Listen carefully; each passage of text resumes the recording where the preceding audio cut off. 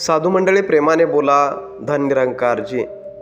4 वर्षाचा एका शहरातलं शिक्षण संपून एक तरुण मुलगा गावाकडे सुट्टीसाठी निघाला होता। 4 वर्षे वापरलेली साधनं, वह्या, पुस्तकं, कपडे, अंथरूण, पांघरूण अशा ओझ्याच्या त्यानं 2 बॅगी तयार केल्या आणि गावाकडे निघाला होता। 10-12 किलो वजनाच्या बॅगी तयार झाल्या। बॅग उचलल्या, बस स्टॉपवरती गेला, गाडीमध्ये बसला आणि गावाच्या दिशेनं गाडी निघाली। डोंगराळ भागात त्याचं गाव होतं। खाली डोंगराच्या पायथ्याला गाडी थांबणार होती। तिथं उतरून डोंगर चढून त्याला वर गावात जायचं होतं। गाडी गेली, डोंगराच्या पायथ्याला गाडी थांबली। हा मुलगा उतरला। त्यानं गाडीमधून 2 बॅगी काढून घेतल्या आणि एका झाडाखाली जरा वेळ बसला, पाणी पिला आणि विचार करत होता की मला आता अर्धा तास, पाऊण तास चालावं लागेल, वर डोंगरावर जाऊन पोचायचंय आणि मग वर आपलं गाव आहे। विचार करत होता, पण मला जरा वेळ बसूयात, थोडं ऊन वाढलंय आणि म्हणून बसला एका झाडाखाली, बॅग ठेवलेत, पाणी पिला। जरा वेळ बसून झाल्यानंतर त्यानं विचार केला की आता निघायला पाहिजे। किती वेळ बसणार? डोंगर तर चढून जावंच लागणार आहे, चालतच जावं लागणार आहे, दुसरा पर्याय आहेच कुठे? आणि म्हणून त्यानं बॅगी उचलल्या आणि चालायला सुरुवात केली, डोंगर चढायला सुरुवात केली। 10-15 मिनटं चालून झालं। 15-20 मिनिटानंतर त्याला परत थकवा जाणवू लागला। पाय थरथर कापू लागले। 20-22 किलो, 25 किलो ओझं होतं। ओझ्यामुळे त्याला चालणं शक्य होत नव्हतं। बरं, त्याला नेहमीची तशी सवय पण नव्हती। घामाघूम झाला, व्याकुळ झाला। विचार करू लागला की कशा करता आणलं हे 20-22-25 किलो ओझं? नसतं आणलं तरी बरं झालं असतं। या ओझ्यामुळं तर आपल्याला चालणं शक्य होईना। घाम्याघूम झाला होता। परत त्यानं विचार केला की थांबूयात अजून जरा वेळ। एक झाड दिसलं 20 मिनिटानंतर आणि परत त्या झाडाखाली तो जाऊन बसला। पाण्याची बाटली काढली, पाणी पिला, बॅगी काढून ठेवलेत। घामानं सगळा ओला चिंब झालाय आणि एका झाडाखाली हा मुलगा, थकलेला मुलगा, परत जाऊन बसलाय। विचार करत होता की 20 मिनिटं चालून झाले, अर्धा डोंगर चढून झालाय, अजून अर्धा डोंगर बाकी, 20 मिनिटं लागतील, अर्धा तास लागेल, पण जरा वेळ थांबून जाव्यात। आता थकवा जाणवायला लागला। या उद्देशानं मुलगा झाडाखाली बसला होता। तेवढ्यात त्याने एक दृश्य बघितलं। 65-70 वर्षाची एक म्हातारी खांद्यावरती नातूला टाकले। नातू 45-50 किलो वजनाचा आहे, 8वी-9वीतला मुलगा आहे आणि असं एवढं ओझं घेऊन एक म्हातारी झपझप डोंगर उतरत होती। मुलगा बेशुद्ध पडलेला होता। काहीतरी घडलंय ह्या तरुण मुलाच्या लक्षात आलं। त्यानं आजीला विचारलं, आजी काय झालंय? परंतु आजी बोलायला तयार नव्हती। आजी गडबडीत होती, घाईत होती, झपझप डोंगर उतरत होती आणि बघता बघता तर आजी ह्याच्या नजरेआड झाली। डोंगर उतरून खाली रस्त्याकडे निघून गेली। ह्यानं विचार केला की काय झालंय?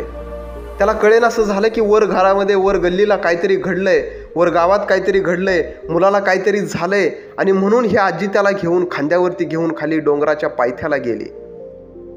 त्या मुलानं बॅगी उचलल्या आणि डोंगर चढायला सुरुवात केली। अजून अर्धा डोंगर त्याला चढून घरी जायचं होतं। विचार करत होता की अरे 20-25 किलो वजन आहे, मी तरुण मुलगा आहे 25 वर्षाचा, तरी मला हे ओझं घेऊन चालणं शक्य होईना आणि ही म्हातारी 65-70 वर्षाची म्हातारी 45-50 किलोचा नातूला खांद्यावर घेऊन एवढ्या झपझप पायऱ्या उतरून निघून गेली। तिच्या अंगात एवढी ताकद आणि बळ आली कशी बाबा? हा विचार करत मुलगा डोंगर चढून वर घरी गेला। घरी जाऊन जेव्हा पोचला त्यावेळेस त्यानं विचारलं, म्हणे काय झाले आपल्या गल्लीला? घरच्यांनी सांगितलं, म्हणाले त्या म्हातारीच्या नातूला साप चावलाय आणि दवाखान्यात जाणं गरजेचं होतं। जायला दुसरं काहीच साधन नाही। खाली डोंगराच्या पायथ्याला जाऊन गाडी थांबवायची होती आणि मग मुलाला दवाखान्यात घेऊन जायचं होतं, पण त्याला, त्या मुलाला इथून तरी खाली घेऊन जाणं गरजेचं होतं।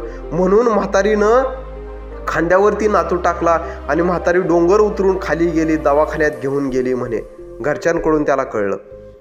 मुलगा विचार करत होता, म्हणाला काय म्हातारी बळकट आहे राव, नाही का? म्हणे 20-25 किलो वजन मला वर आणायचं होतं तरी माझ्या नाकी न आलं आणि 45-50 किलो वजनाच्या नातूला खांद्यावर घेऊन म्हातारी झपझप डोंगर उतरून निघून गेली, दवाखान्यात घेऊन गेली। काय म्हातारीच्या अंगात ताकद आहे? मुलगा विचार करत होता। जरा वेळ बसला। संध्याकाळ झाली होती। गल्लीला माणसं गोळा झाली होती त्या म्हातारीच्या घरासमोर। म्हातारी नातूला घेऊन घरी आली होती। सगळी गल्लीची माणसं गोळा झाली होती आणि मग म्हातारी सांगत होती, म्हणाली पोराला, नातूला खांद्यावर घेऊन खाली पायथ्याला गेली डोंगराच्या, एक गाडी थांबवली आणि लगबगीनं दवाखान्यात जाऊन पोचली। आजी दिवसभर घडलेली हकीकत सांगत होती। म्हणाली वेळेत जाऊन दवाखान्यात घेऊन लेकराला पोचले म्हणून बरं झालं, नाही तर लेकराच्या जीवाचं काहीतरी बरं वाईट झालं असतं। सगळी माणसं कान टावकारून ऐकत होती। तेव्हा हा मुलगा, तरुण मुलगा गर्दीतून पुढे गेला आणि आजीला विचारत होता, म्हणाला आजी पण एक सांगा, अहो 20-25 किलोचं ओझं घेऊन मी वर येत होतो तरी माझ्या नाकी 9 आलं होतं आणि तुम्ही एवढं ओझं घेऊन खाली गेला कसं? 45-50 किलो ओझं एवढं तुम्ही उचललं कसं? खाली एवढी ताकद तुमच्यात आली कशी? कसं शक्य झालं? अहो 25 किलो ओझं मला वर आलं नाही, मी तरुण मुलगा, ना की नऊ आलं माझ्या वर येता करता, आणि तुम्ही 50 किलो 45 किलो ओझं घेऊन एवढ्या ताकदीनं खाली गेला कशी? एवढी ताकद तुमच्या अंगात आली कशी? एवढं ओझं तुम्ही उचललं कसं? तेव्हा आजीने फार समर्पक उत्तर दिलं. आजी म्हणत होती, बाळा, आजी सांगत होती, म्हणाली, बाळा, तुझ्या खांद्यावर होतं ते तुझं ओझं होतं, पण जे माझ्या खांद्यावर होतं ते माझं ओझं नव्हतं, तो माझा नातू होता. आणि जेव्हा आपलं आपल्या खांद्यावर असतं तेव्हा ते ओझं नसतं, तेव्हा ते माझं असतं, जीवाभावाचं असतं, हाडामासाचं असतं, आणि मग त्याचं ओझं होत नाही. मग त्याला घेऊन जात असताना अंगात ताकद येते, बळ येते, कारण ते ओझं म्हणून आपण खांद्यावर घेतलेलं नसतं, तर ते माझं म्हणून आपण खांद्यावर घेतलेलं असतं.